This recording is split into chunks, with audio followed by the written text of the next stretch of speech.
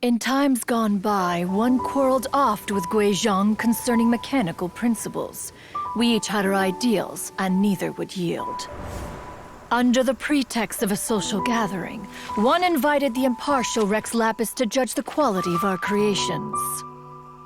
But Rex Lapis declared that guizong's obscuro vulpus mechanism was superior. Though one was too proud to acknowledge it, in one's heart, one knew that guizong was indeed the superior talent in the mechanical arts. As for the story between guizong and Streetward Rambler, that begins with a certain bell. In guizong's opinion, while mechanisms were no substitute for human composers, they were yet capable of producing simple but fine melodies. But Streetward Rambler believed music to be an expression of the soul, an emotional enterprise that could never hope to be replicated by machinery. They argued endlessly, until one asked Rex Lapis to intercede.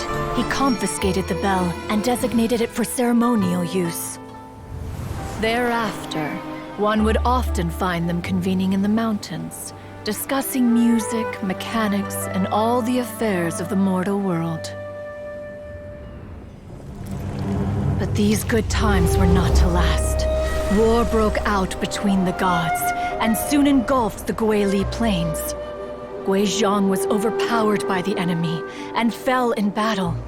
When Streetward Rambler and I arrived at the scene at long last, all that remained among the ruins was her lifeless body.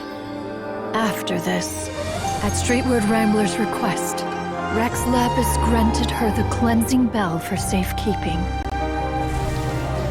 To honor our friend's memory, one made a few finishing touches to her ballistic device.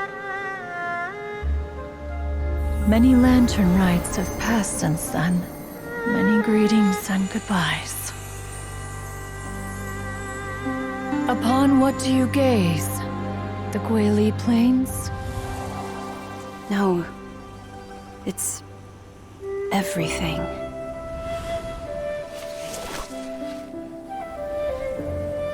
We think of human life as like a lantern that's lit one minute and extinguished the next. But are we Adepti so different?